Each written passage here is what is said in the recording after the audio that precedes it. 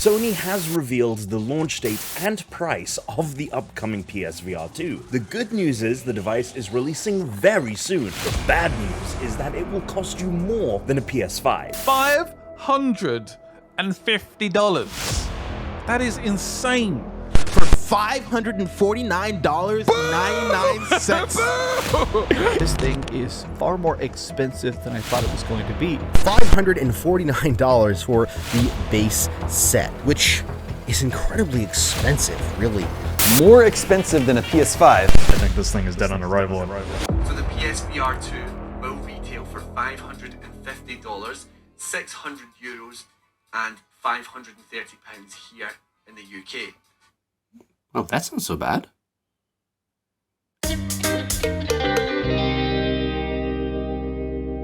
Okay, guys. Calm down. You really can't be surprised at this, can you? I mean, you have read all the specs, right? PlayStation is not pulling any punches this time around, and I can respect that.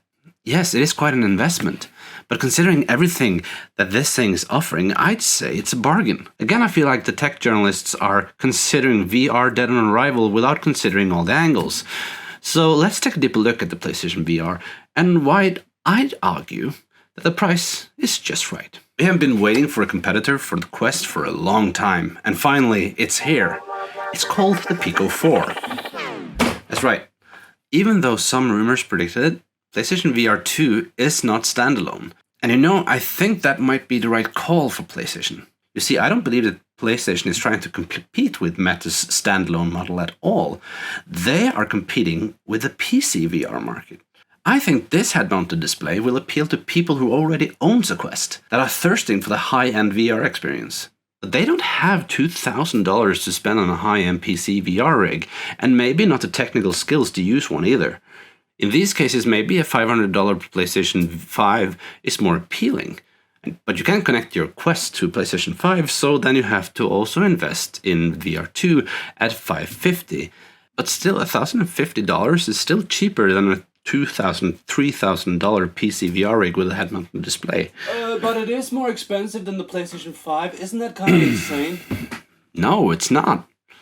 I mean, how much did you spend on your 4K HDR TV? This is not just a peripheral. This is a head-mounted display. And actually, they are following the same model as they did for the PlayStation VR 1. It sold at the console's price range with just the headset and the camera. The controls were separate at the beginning, and they would set you back another $80. The PlayStation VR 2 is with the controllers and still only $50 more than the PS5. Even some economists out there will argue that with inflation, the PlayStation VR 2 is actually cheaper than PlayStation VR 1. But let's forget about the PlayStation 5 for a second, and just look at the headset. It has an OLED display, haptic feedback in its headband and controllers, eye tracking, room scaling, and a whole list of features that are rarely seen in this price range for a VR market. Yet for all its innovations, it still comes in under the price of many of its competitors. Journalists are constantly comparing this to the Meta Quest 2, but with the tech this headset is packing, it will be more fair to compare to the price of the Quest Pro, which is $1,500. But the Quest Pro, it has AR pass-through and you can connect it to a PC, so it's more value. Well, to be fair, we don't know that we can or can't connect the PSVR 2 to a PC yet. But knowing all the open source developers out there, I think it's only a matter of time before somebody makes a PC driver for PlayStation VR 2. It took them only a couple of weeks after the PlayStation VR 1 launched. The problem there was mainly the PlayStation camera was depending on, but this time it has inside-out tracking and everything runs through one USB-C cable. In theory, it should be easier to make this work on a PC than the PSVR 1 was. Hell, maybe PlayStation just releases the dev kit driver for Windows themselves, we don't know. So if we look at the PlayStation VR 2 as a PC headset, how does it compare to the competitors? Games Radar? Well, take the HTC Vive Pro 2. On Amazon right now, that headset will set you back $1,280 or £2,101, its lowest price in 30 days. The Vive 2 Pro has an LCD display that comes in at a slightly higher resolution per eye than PSVR 2, but doesn't have as many bells and whistles as Sony's upcoming product. Another close rival, the HTC Vive Cosmos Elite, is priced at $749 or £600, and has a similar 110 degrees FOV to PSVR 2. Yes, $550 is a lot in today's economy, and it might be that many will have to wait for a price drop. But considering everything you're getting in the headset, I still think it's a reasonable price. But there is really no interesting games coming for PlayStation VR2. Are you kidding me? There are tons coming.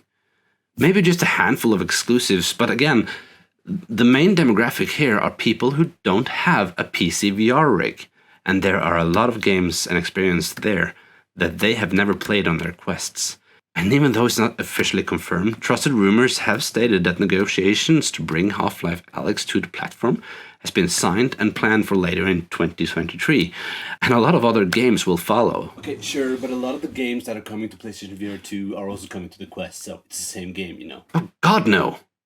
What you have are bland Quest ports of otherwise awesome, beautiful games. On the PlayStation VR2, you can experience them in all their glory. Well, they should at least make it backwards compatible. Okay, clearly you've never made a VR game. There's no magic button or setting that PlayStation can press to make games relying on the PlayStation camera and Move controllers work on the new headset. That's all they're saying. If you want games to be backwards compatible, you really should tell that to the developers, because it's all up to them. PlayStation has opened for developers to port their games to PlayStation 5 and the PlayStation VR2 as a free or cheap update. All they're saying is that it's not up to PlayStation, because they have no contract forcing developers to do so. Okay. The Quest is wireless.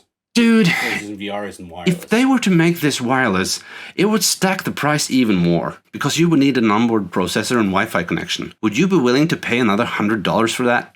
I'm not ruling out that a wireless option won't come in the future, but I really don't think that that will be the factor that will not make this headset sell. Listen, I have faith that this headset will sell. In the beginning, mostly to the hardcore VR enthusiasts, and after a year or so, maybe the price will drop, who knows. But I don't think it's fair to declare the PlayStation VR2 dead on arrival because the price was $50 more than you expected. Again, journalists are trying to discourage the VR industry without looking at all the facts from the right angles. Guys, calm down. Let's see how this turns out in 2023 before doing our doomsday predictions. I, for one, am going to be spamming the refresh button on the 15th of November because I'll gladly pay €600 plus tax for this amazing headset. And I have a feeling that I'm not alone and I won't regret it. So let's just wait and see. Thank you guys so much for watching this. Remember to like this video if you liked it, subscribe if you can, and I guess I will talk to you next time.